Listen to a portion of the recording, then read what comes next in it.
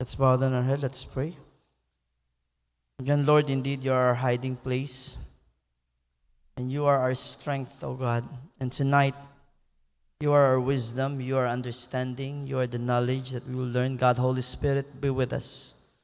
Teach us, Lord, that we may understand and we may grow and be equipped. That we may, Lord, walk not only in the newness of life, but walk, Lord, under the power of God, Holy Spirit. And so tonight, Lord, is hour of power and prayer meeting. Empower us, Lord, not only with you, God, Holy Spirit, but with the word that comes from you. All this we pray in Jesus' name. And everybody says amen. Okay? I was seated lang. Grabe ang sakit sa akong ulo. Nga ganina gi-BP ko. Normal kaayo. Nasa ka-sugar level. Yan normal lang katamin. Siguro nakansan siya pati nakalor. And then I was doing okay. Hindi ka kami nakasa. Doon niyo kung Sister Beth that I was going to finish PowerPoint. All of a sudden, hinahinay liadwale. Up to now. But God is good. Marag ka mo man, hallelujah. God is good. And all the time.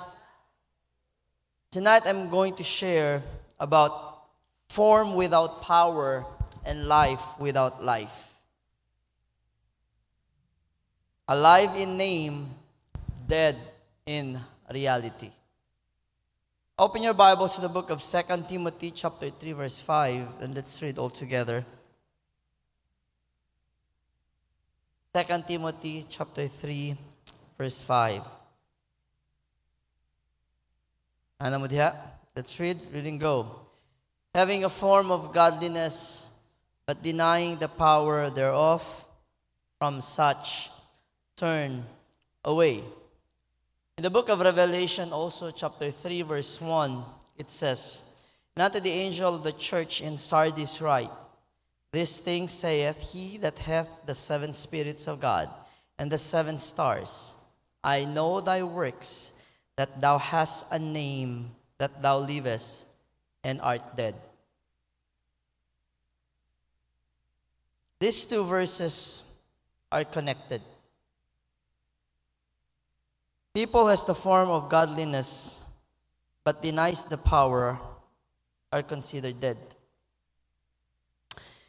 It is possible to have a form of godliness and to have the reputation of life, yet lack the power of the Holy Spirit and true spiritual life.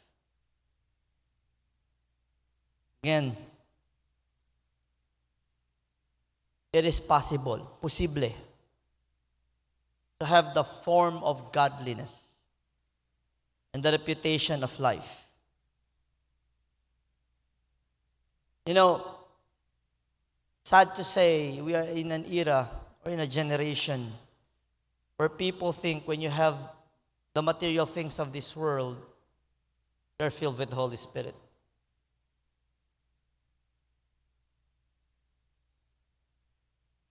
This is it's a dangerous situation. Everybody read.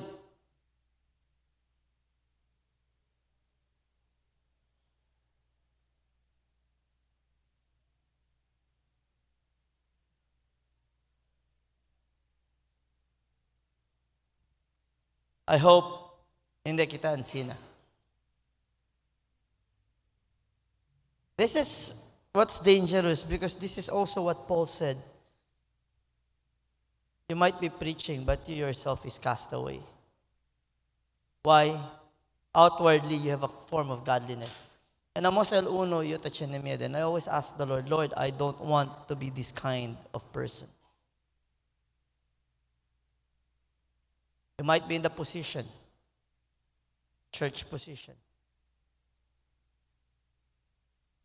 You might be praying for the sick. Or might God is blessing it, but lack the power of the Holy Spirit, which leads to true spiritual life. And this is dangerous. Esta es un condition very dangerous. Hindi lang para na mundo. At least el mundo, visto kayo. But even the world can act godly, having a form of godliness. But this is also dangerous adentro na iglesia. As a matter of fact, if you study this, Paul is telling Timothy to be aware of those who are so-called in the church, having the form of godliness. And sila kita el Timothy, this is the only thing na ablatamen si Paul, si Ansina sa liato, kore. Don't fight them. Don't debate with them. Get out from them. Having a form of godliness. Looking godly, but lacking power. Mangkwento about Diyos, and yet denies what God can do. They are active, actually, but they're not alive. Like, mind-boggling le. How can you be active and yet not alive? You can be busy, active for the kingdom, but dead in your relationship with the king. Active in all activities, but zero in personal life with the Lord. These people know the truth. They have known, they have heard, they have studied, and yet they are not transformed. They are the same yesterday, today. I don't know if they will be forever like that. That is on the negative side. They know the truth, not transformed. And the iglesia, and the uwi, not transformed. Si Paul, who is the writer of Timothy, speaks of people who have a form of godliness. Jesus also speaks to a church that has a name, that it lives. And yet, both Paul and Jesus, yamandal sila mira, yan exposed sila, the same reality that outward, everybody say with me, outward. Outward appearance can hide inward emptiness. Tumatabla lang sila, el pinaka-vocal gente chenebes, amo el pinaka-insecure gente. Whenever they speak about themselves, those are people empty inside. Dolansina ba? I always say this, and tasakasel otro in a negative also tanyo sila, kumbaga usa sila na, por eso okay lang masimang kare adikto kita apuera, si Lord tamira manart. Hindi tamen, you know why? A person who is clean inside can never act dirty outside. But a person who is dirty inside can always act clean outside.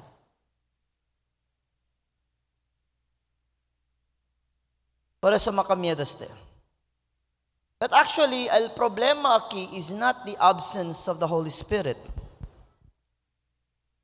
The problem here is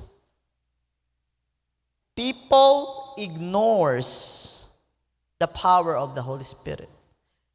People replace or they resist the Holy Spirit. They think they can do it on their own. They neglect what the Spirit tells them.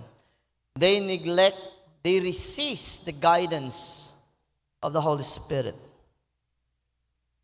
They want to do it their way.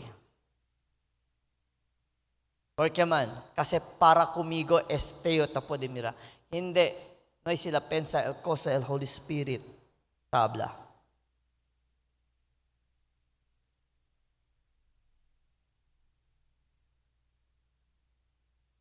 You know, there is a question until now I ask the Lord. Entende man nyo, but not to the full. Like, I saw my father and mother before praying for people. Pero pense, why is it mga gente na miedo na Diyos, tatrako nila resign, they are being blessed. God answers the prayer. Meanwhile, my parents,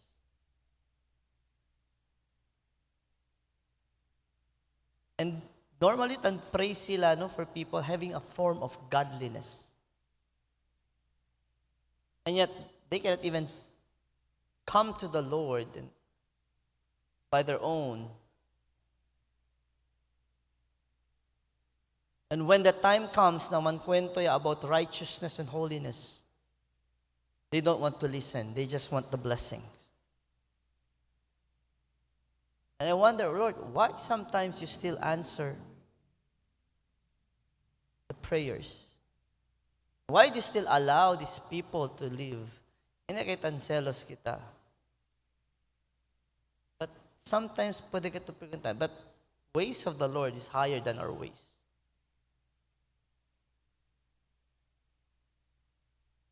Number 1, a form of godliness without power.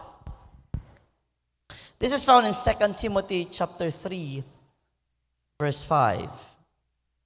Zachary.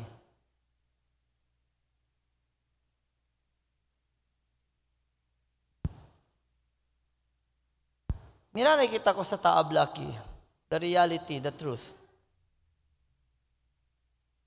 Form is outward religion without inward transformation. Having a form of godliness, meaning nuay gatle godliness, generang le forma. Diba? Ikaw lang si usayo ara todo de jersey de 23, basketball todo 23. Yang forma yo Jordan, pero iyo bakit si Jordan? Uno hindi. Na height pa lang, di na igual. O po nakita na gente, 6'6". Same sila. You can act, you have a form, but it's not the original. And so, meaning there is a deception that is happening.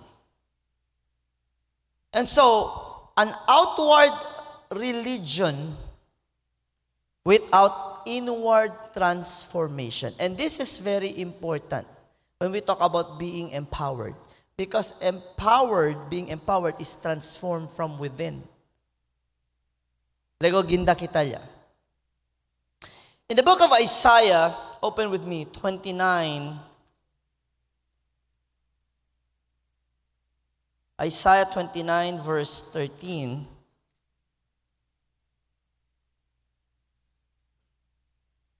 Wherefore the Lord said, for as much as these people draw near me with their mouth and with their lips do honor me, but have removed their heart far from me, and their fear toward me is taught by the precept of man. Meaning these people does not love God, they don't even fear God. And in the other generation, it is very common teaching today that you don't need to fear the Lord.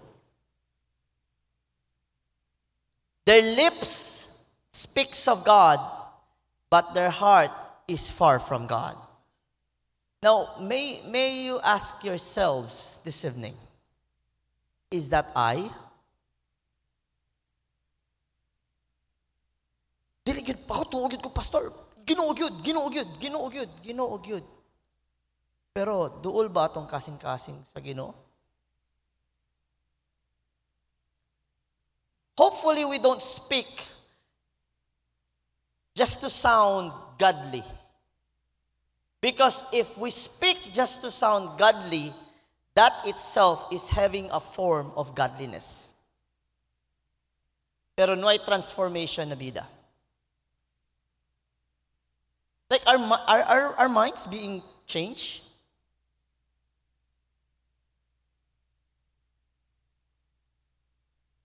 In Matthew 27, abri kita Matthew 23:27.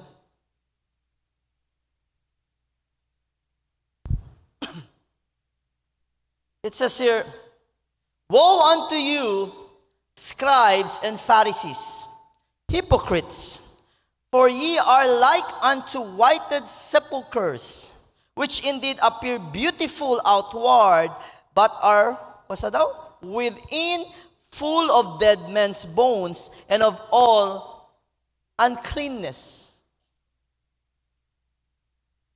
Outwardly clean, inwardly corrupt." That's why I said earlier, a dirty person within can always act clean outside.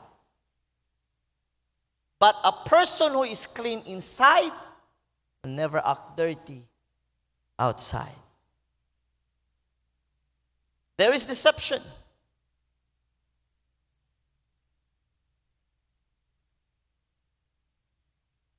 Form includes the following: attending church. The language, ibig sabihin, praise the Lord.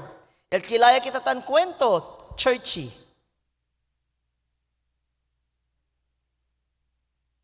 Attending church, language, religious activity.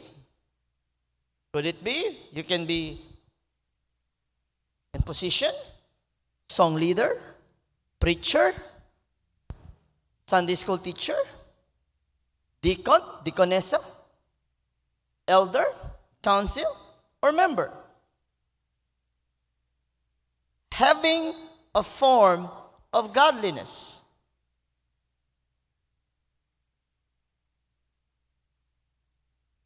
Sabi this kind can exist,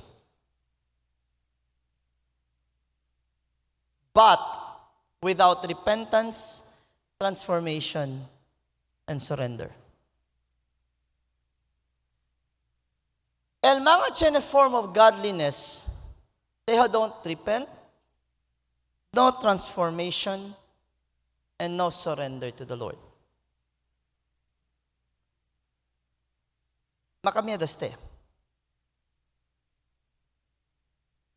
That's why the Bible always tells us to examine ourselves,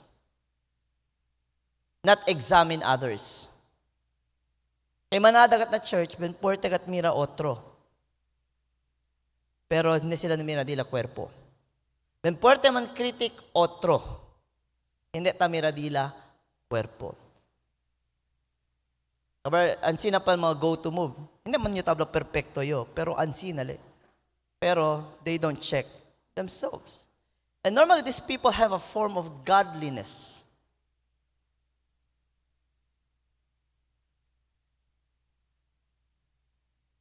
Present po na church. Imang kwento, well-versed. Religious activity, tali. But, why? Like I said, the same yesterday, today, I don't know if they will be like that forever. Ay man repenti, may cambio vida. Same old, same old. Siya na cambia, ya queda sila well-versed, porque man, el palabra del Diyos no entra na corazon, yagin daki. Kaya sila, queda lang sila bright.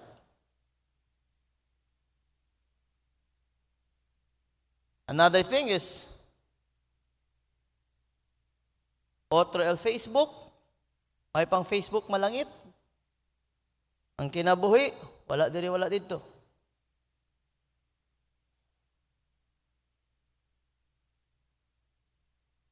Denying the power is not always verbal.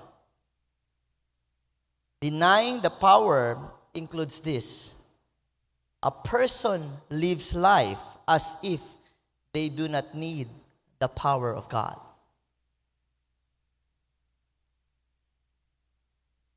Sagdi lang, luwas naman na siya, wala lang na siya nakambyo pa. Kasi dili man yun na siya. Di lang, ginawa na kabalo.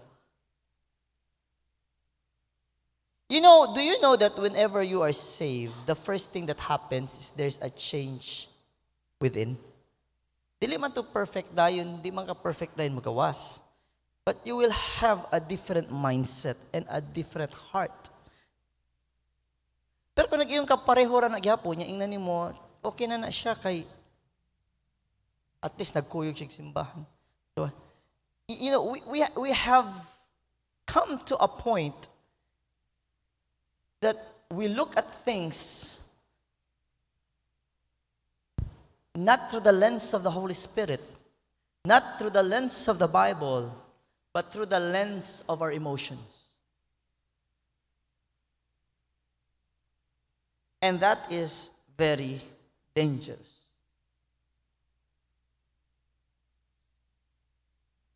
Because our emotions will always deny the power of the Holy Spirit. The heart is deceitful above all things. Number 2, a name that lives but is dead. Revelation chapter 3, verse 1. Reputation does not equal reality. Kondo taas the message, I said, Lord, I pray that whatever the reputation that Good News Temple has would also be the reality.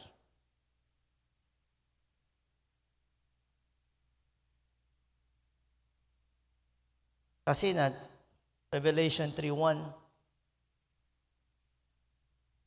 they have a name. But, kosa sila? Muerto.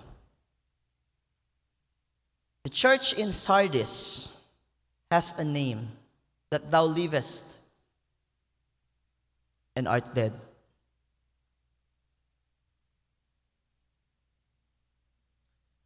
This church had works. The church at Sardis, if you study, grabe nila works. Siguro community works, todo kind of works. They have identity. They have recognition.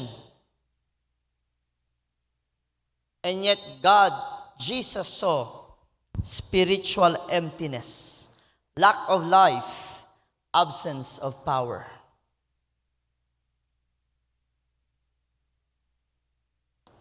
May I ask you, are we spiritually filled? What do you mean, Pastor? This is the same as the parable of the 10 virgins. All are 10 virgins. 5 are spiritually filled. 5 are spiritually empty. You could always say, all 10 are on the same boat, or they go to the same church. 5 are spiritual empty.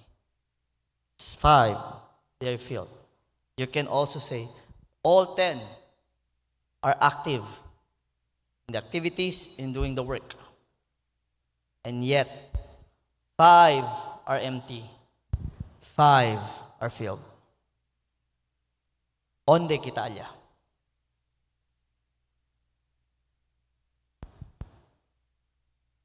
That's why I always say this.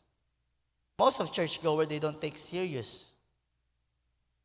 Dila mindset, ay nag-sinner's prayer naman ko. That's not how it works.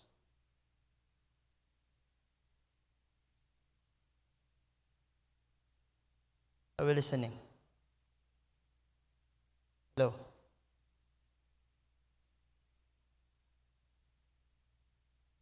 It is possible to look alive to people and be dead before God. I'll give you a good example. The first book of the Bible. Abri kita Genesis.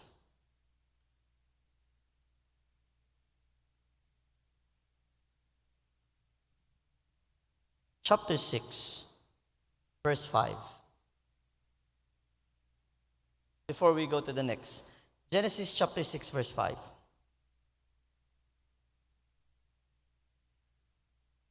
¿Alió ustedes?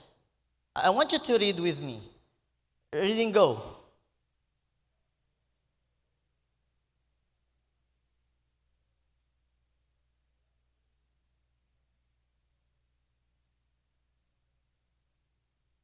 Now, how many of you here would go and say, wala gyud kaayuhan sa kasing-kasing sa tao? If you were doctor of you study about human behavior, would you even write na wala gyud kaayuhan sa tao? No, I'm trying to let you see the difference between through the lens of God and through our own lens. Mangutana daw ko, will you say, wala gyud kaayuhan? First, you won't say that because that is offensive. Yes or no? Because you want to be diplomatic. But let's go to the reality. You will also don't say that because you believe that there is something good in people, right? Yes or no? Here's the problem. That's why there's a kind of teaching na ninggawas na dili man yung kailangan ang tao yun saved. They just need to know Jesus that they activate yun ang ilang good side. Because actually, we are good people daw. But I want you again to read the verse. Balik ta sa Genesis chapter 6 verse 5. And I just want you to read the first 3 words. Reading go. Say that again. Who saw? God saw that every heart, every imagination of the heart was continually evil. Meaning, the way we look at people is not the same way as God looks at people.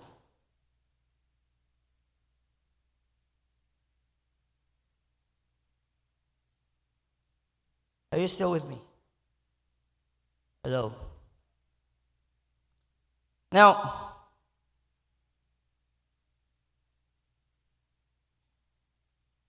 number 3. Spiritual life is not measured by numbers. Now, I'm talking palang here as now corporate. Revelation 3:1. Sardis is a known church, yet considered dead. Sardis is considered a big church. Matthew 18:20, even 2 or 3, Christ is present. 2 or 3 lang. You don't need to have a big crowd that Christ will be present. 2 or 3 gathered in His name.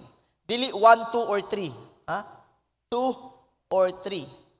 Gathered in His name, He is in the midst. Nga naman, dili day pwede usa na, pwede. Pero ang ginamin kasi, He is in the midst. Dili siya maabot sa midst kung ikaw ra usa. So, 2 or 3.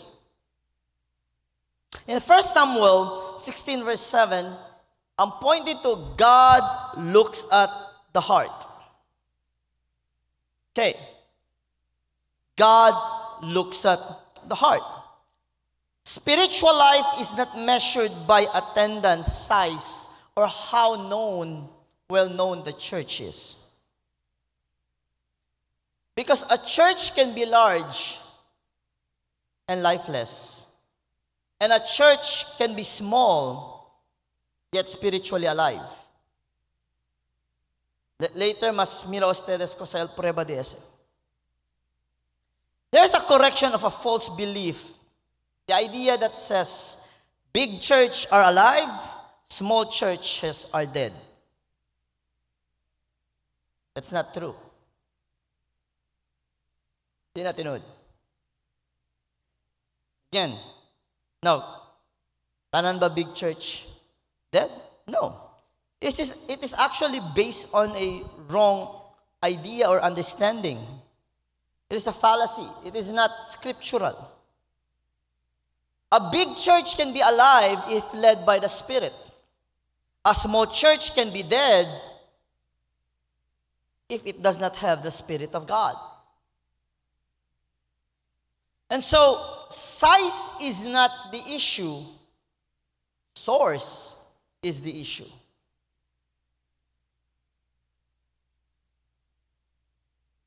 Okay? Por eso, hindi kita pagrandehan ng kompetensya.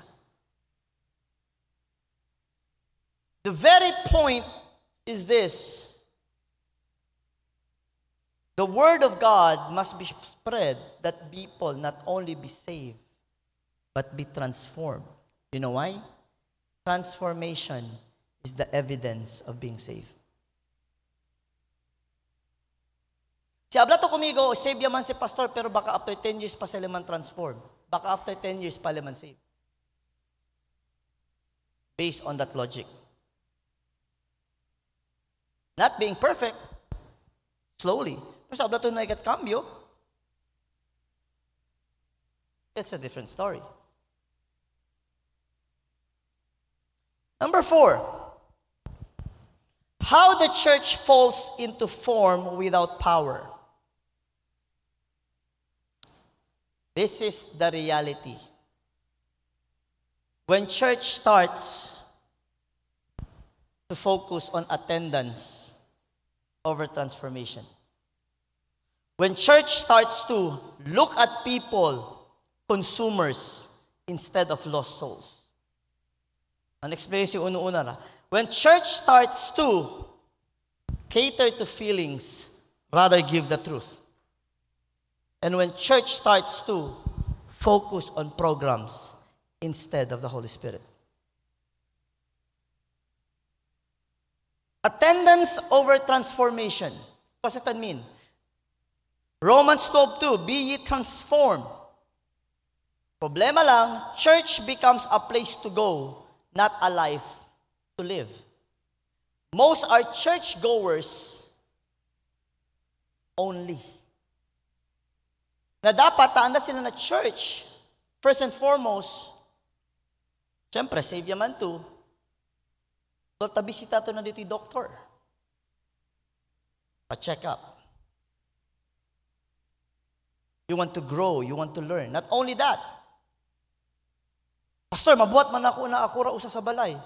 Study, yes, but the Bible clearly says, do not forsake the assembling of ourselves together.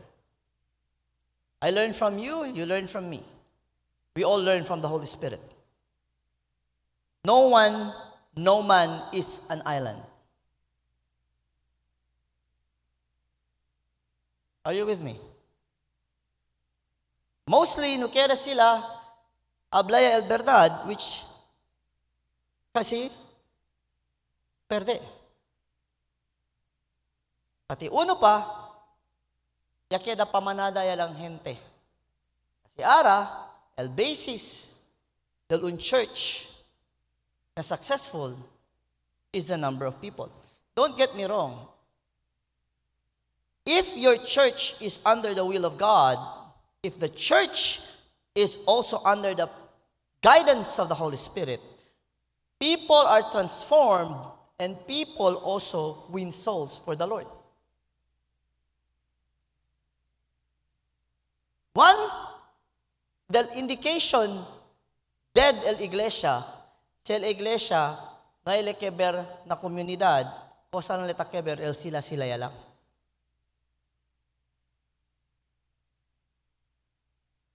Are you listening? Now, later you will find out that the church can be both dead and alive. Lego sabi si ustedes. Second, consumers instead of lost souls.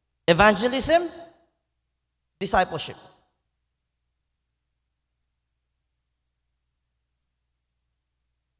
Check kita evangelism and discipleship. We will hit even the community service. Kasi taas si kita. When you evangelize, you go to community. When you evangelize and do outreaches, you become visible in the community. But with that, we just don't go out to share para liyan na lang iglesia. When they are inside discipleship, Pokemon, that people will not be spiritually empty. Kawi kita? Now, in Zechariah 4:6, it's only by the Spirit of God, not by might nor by power, by the Spirit. Never allow to replace surrender by the system. When we are surrendered to the Lord, God gives us His system. Si tan surrender kita ko ng Senyor, el tadali el system ka nato. Number 5. The church, not just hospital, but a witness. In Acts 1:8, it says, ye shall be witnesses. In Matthew 5:14-16, it says, ye are the light of the world. And so, el iglesia gali, hindi lang for spiritual hospital. Siyempre, mga gente, necesita benekiv. Conoce. Yes or no? Pero, hindi lang gali trabaho. Meaning, mga gente na conoce kun Lord, yung benekiv, should be filled with the Holy Spirit, with the Word of God, para ko sa man, el church queda luz komunidad. Hindi kaya entra kayo may enfermo, mira sila el may gente, esa iglesia, todos enfermoso lang li, siyempre. Now, the church is a spiritual hospital, pero the church itself becomes a living testimony of Jesus Christ and His Word. Quiere decir, we were once sick, but healed by the power of God. And so, the people around us sees, de berasan gat galit, chene milagro ali. Kaya estegan si Juan, no gat yo kre, que bin mal costumbre gat se, arabin, cambia mangat se.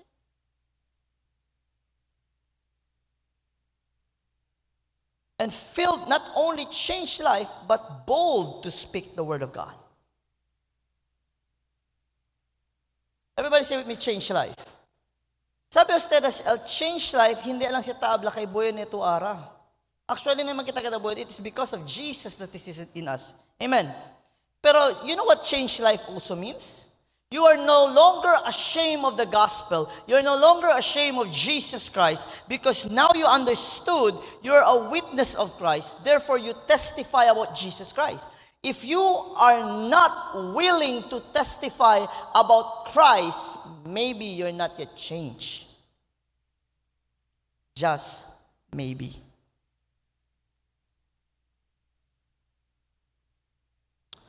What's the difference between a hospital and a witness? A hospital restores, a witness reveals. The church is a hospital that the head of the church is Jesus, and Jesus restores the person who is broken. But when that person is being healed, that person becomes a witness, because now that person goes out and reveals the Jesus who has restored him. Amos la diferencia del dos. And so when we say we live an empowered life, this is how we should live. Not having the form, but really formed by the power of the Holy Spirit. Meaning, equipped, taught, shaped, molded by the Holy Spirit. If the church only heals but never sends, it becomes inward and loses power. This is why discipleship is important.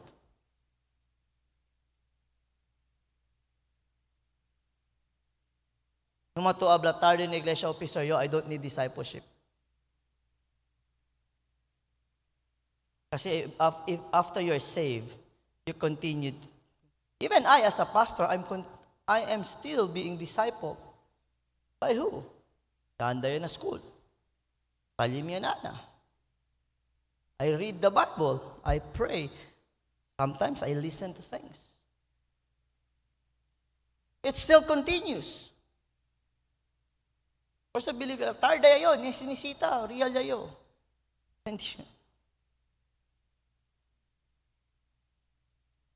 Hindi ka alam mo. Now, Jesus called to a dead church.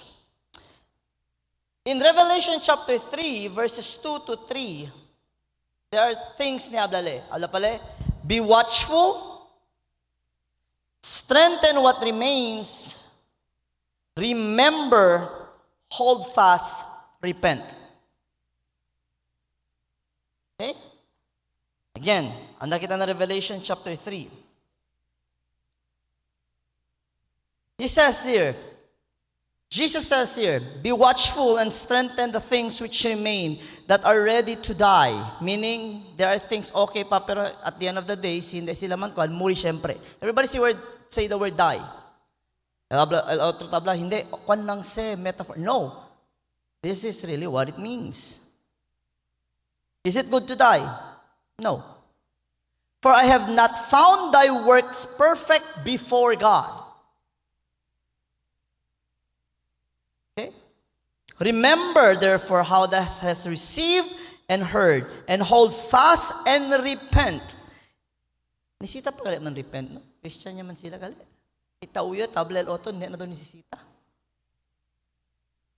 If therefore thou shalt not watch, I will come on thee as a thief, and thou shalt not know what hour I will come upon thee. And you know what? When he comes to us as a thief, that's not a good thing.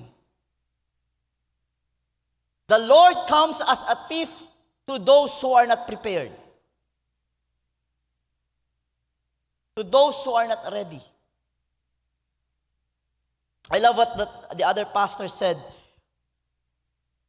We live life ready to meet Him now, and yet we still prepare for tomorrow. Meaning, hindi kita markabahala.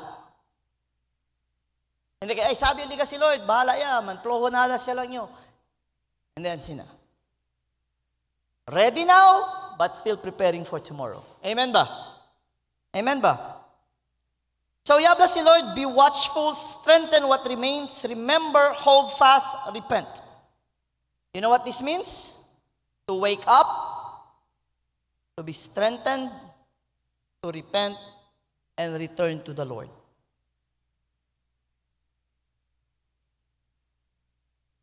Pastor, porket to set and preach? Takiman kita dentro iglesia. Again, notice to el mga verses, it's not for the unbelievers. It is for the believers. How many of you here believe todo who profess to be Christians siguro gat ginasielo asama no? Todo kayo 100%.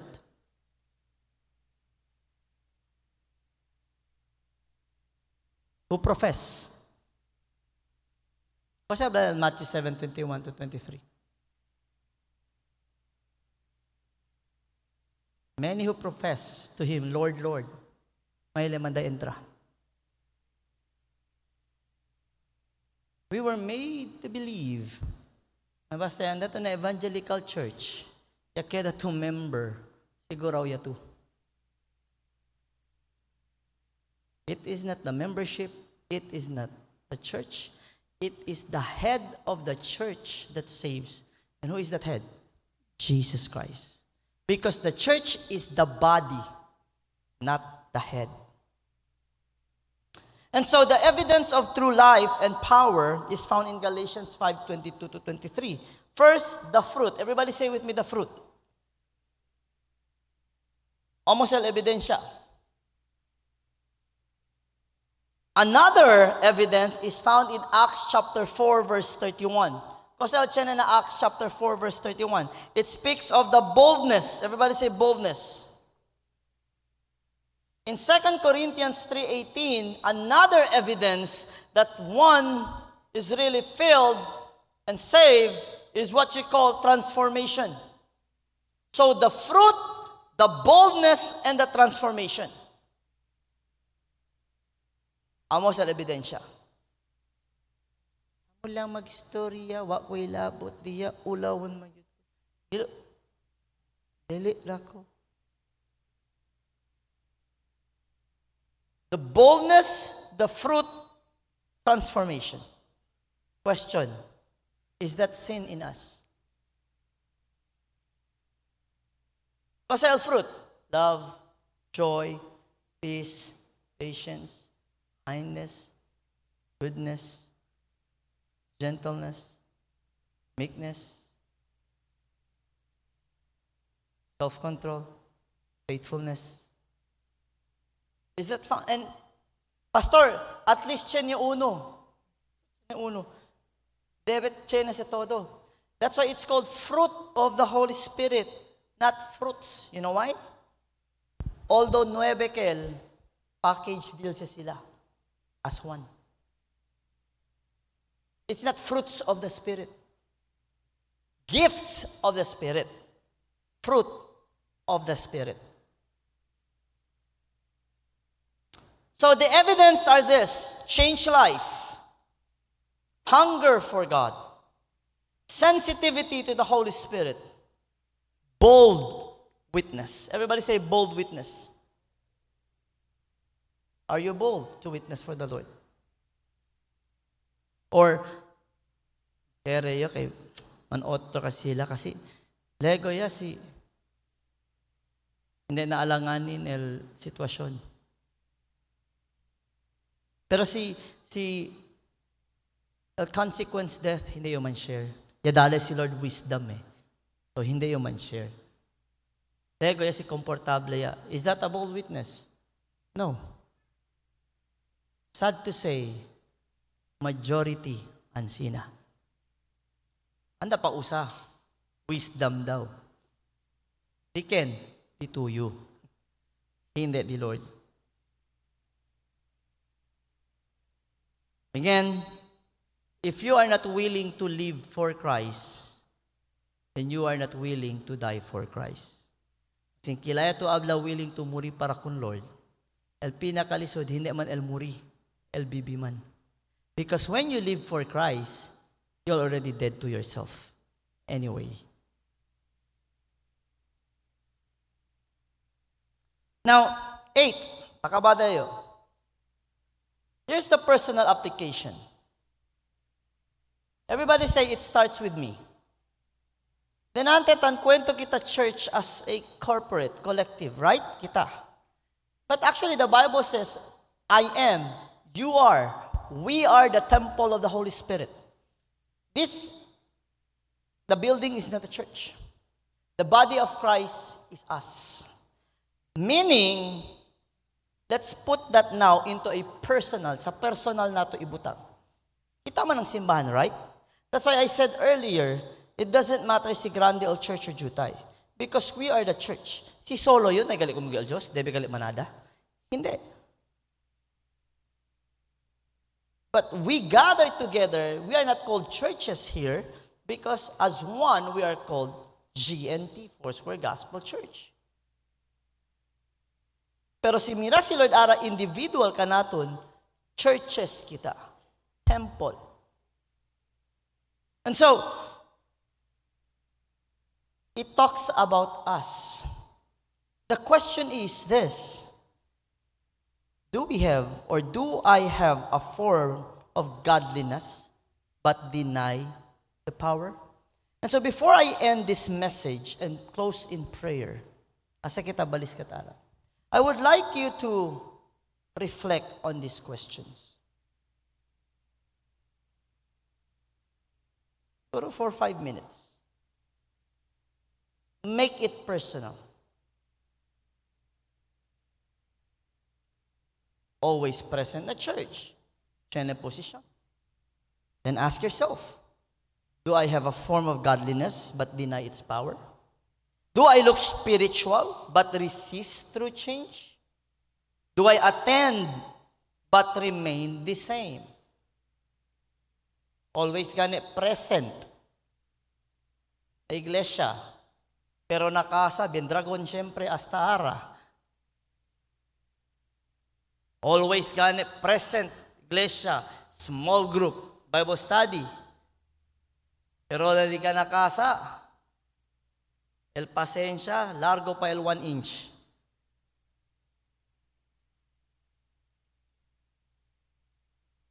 Are we still the same? Ay bakit kambya? The same old marites? The same old peleador, maldita, separason, kay ansini agat yun. And so, ask yourself, do I know the language? It means, do I know the Bible? I know the verses. I know the praise the Lord. I know the hallelujah. I know the amen. And yet, does my life reflect it? Or am I just like what the book of Isaiah said, lips, not heart? Duol ang baba sa Ginoo, pero ang kasing-kasing layo kaayo.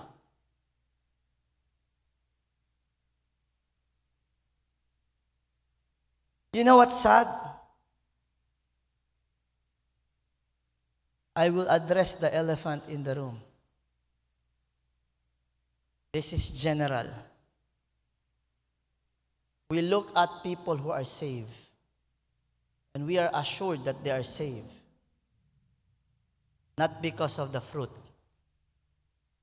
but because they go to a church where we go. That they go to an evangelical church. Saved na siya, nga naman.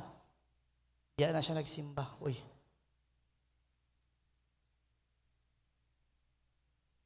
That is the elephant in the room. And you know what it says? Having a form of godliness is not an assurance of salvation. So I'll give you 5 minutes. By 7:38, we will close in prayer. I would like you to reflect. Get your cell phone, write the things, what the Lord is saying to you right now. Do I have this? If you have a form only, it's high time to say, Lord, I don't want to have a form of godliness. I want you to form me according to your word and your Holy Spirit, that I may reflect you.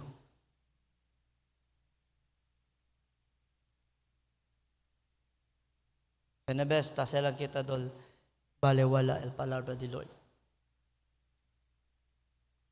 Penebes, instead of examining ourselves, we think that we're excused.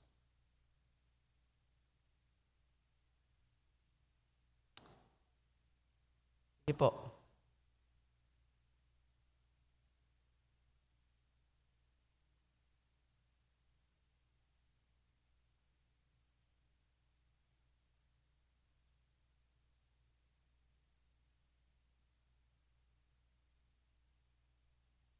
By 7:38, Alya, by 7:35, aki kumigo.